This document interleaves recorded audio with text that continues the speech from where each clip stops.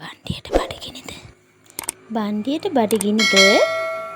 ඔව් බන්දියට වදින්නේ. ආයිබෝන් කියලා පිළිගන්නවා මේ වෙලාවේ මගේ channel එකත් එක්ක එකතු වෙලා ඉන්න සියලුම දෙනාව. ඉතින් අද අවුරුද්දට කැවුම් රෙසිපියක් අරන් ආවේ. වෙනදා ගේන කැවුම් රෙසිපිය නන් නෙවෙයි, වෙනස්ම එකක්. මොකද මේක විනාඩි 10න් හදා ගන්න පුළුවන් කැවුම් රෙසිපියක්. ඔයාලට කඩේ ගිහින් පිටි ගේන්න ඕනේ නෑ.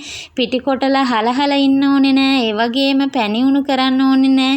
ඒ කියන්නේ සීනි පැණි කරන්න ඕනේ නෑ. පැණි ඕනේ නෑ. හරිම ලේසියෙන් විනාඩි 10න් හදා ගන්න පුළුවන් රසම රස කැවුම් රෙසිපියක් තමයි මම මේ අවුරුද්දට අරගෙන ආවේ. ඔයාලා අනිවාර්යෙන් try කරලා බලන්න. try කරලා බලලා මට comment කරන්න. ඒ තරම්ම රස හරිම ලේසියෙන් හදා ගන්න පුළුවන් කැවුම් රෙසිපියක් තමයි මේ. ඉතින් මේක හදන්නේ කොහොමද කියලා බලන්න යන්න කලින් මේ වෙලාවේ මගේ channel එකත් එක්ක කවුරු හරි එකතු වෙලා ඉන්නවනම් channel එක subscribe නොකරපු subscribe කරලා මේකතු වෙන්න කියලා ඉල්ලනවා. ඉතින් අපි ගිහින් බලමු කොහොමද විනාඩි 10න් කැවුම් හදාගන්නේ කියලා. මුලින්ම ඕන වෙන්නේ රතු කැකුළු හාල්. ඉතින් රතු කැකුළු හාල් මේ විදිහට පීරිසි කෝප් එකකින් ගත්තා. එතකොට ඔයාලට ලේසි වෙන්න. පාන් පිටි සීනි තුන් කාලා ගන්නකො. මම පාන් පිටි කෝප භාගයයි ගත්තේ. ඒ වුණාට තුන් කාලක් ගත්තාම ගොඩක් හොඳයි. ඊට පස්සේ සීනි තුන් කාලයි. මේ තියෙන්නේ මහදුරු. මහදුරු තේ හැඳි භාගයක් විතර. ඊට පස්සේ එනසල් ගෙඩි 3යි.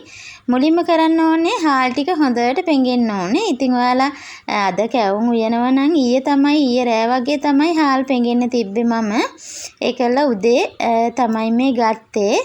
ඉතින් හාල් ඇටේ දැන් හොඳටම පෙඟිලා තියෙන්නේ. හාල් ටික හොදලා පෙඟෙන්න තියන්න. ඔයාලට පේනවා ඉතින් මෙහෙම කඩලා පෙන්නකොට හොඳට කැඩෙනවා. ඒ තරමට පෙඟිලා තියෙන්නේ. දැන් මේ හාල් ටික පෙරා ගන්න ඕනේ වතුර ටික අයින් වෙනකන්. ඊට පස්සේ පොල් කිරිත් ඕන වෙනවා. කෝප්ප 3 කාලක් හරි භාගයක් හරි උකු පොල් කිරි නැතුවත් හදන්න පුළුවන්. මම වතුර ටික බේරගෙන ආවා හාල් ටිකේ. ඊට පස්සේ මේ විදිහට බ්ලෙන්ඩරේ අරගෙන මුලින්ම හාල් ටික සේරම එකතු කරනවා. ඊළඟට එනසල් ගෙඩි 3ත් පොත්ත ඉවත් කරලා ඇට ටික මේ විදිහට දා ගන්නවා.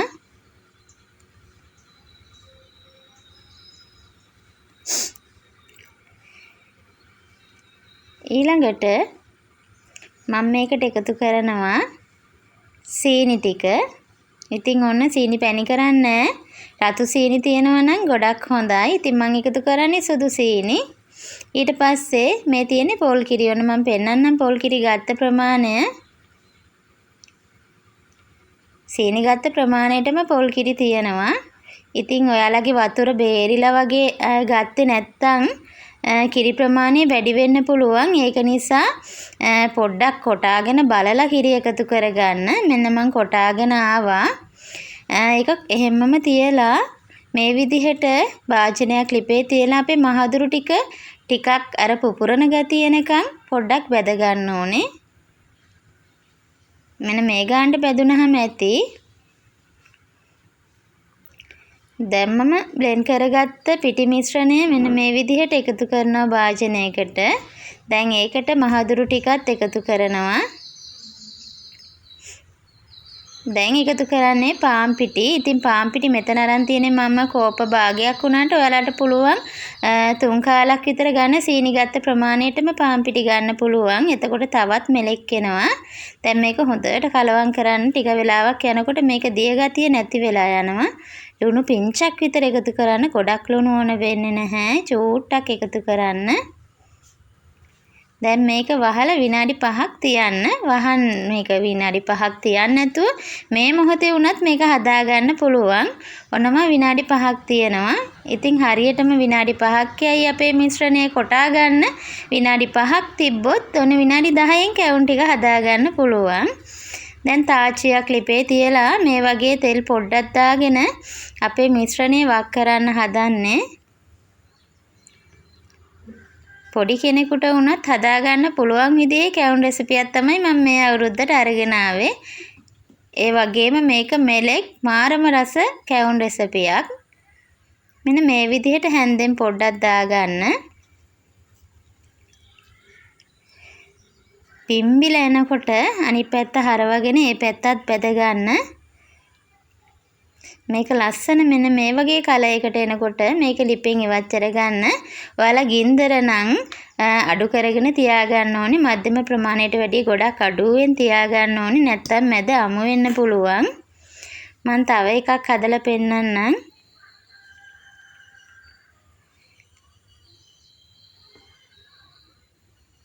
ඔන්න බලන්නකො මේක පිම්බිලා එනවා. උඩින් තෙල් ගහන්නේ මොකුත් ඕන වෙන්නේ නැහැ. දැක්ක නේද පිම්බිලා ආවා. දැන් එහෙම පිම්බිලා ආවහම හිමින් අනිත් පැත්ත හරව ගන්න.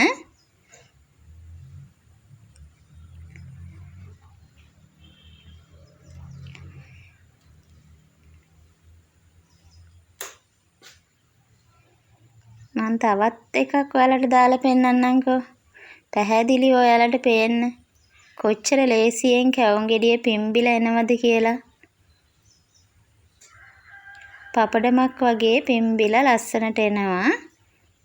ඔන්න ඔයාලටම පේනවා ඇති. තෙල් ගහන්න ඕනේ නැහැ මොකුත් නැහැ. දැන් හිමින් අනිත් පැත්ත හරව ගන්න. ඉතින් අවුරුද්දට නෑදෑයන්ගේ ගෙවල් වල අරන් යන්න උනත් මේ රෙසිපි එක නම් හරිම වටින රෙසිපි එකක්. මොකද ඉතින් මං ගත්ත තේ අඬු කෝප්පෙන් හාල් කෝප්පෙන් ගත්ත ප්‍රමාණයෙන් මෙන්න මේ සයිස් කැවුම් ගෙඩි 20කට වැඩිය හදාගන්න පුළුවන්. ඉතින් හරිම සොෆ්ට්. ඔයාලට පෙන්නන්නම් මං කඩලා. මේක මේ හදපු ගමන් මේ විදිහට සොෆ්ට්. ටිකක් වෙලා යනකොට මීටත් වැඩියම මෙලකයි. ඒ වගේම හරි රසයි මේ කැවුම් එක. ඉතින් ඔයාලා අනිවාර්යෙන් try කරලා බලන්න මේ අවුරුද්දට මේ රෙසිපි එක.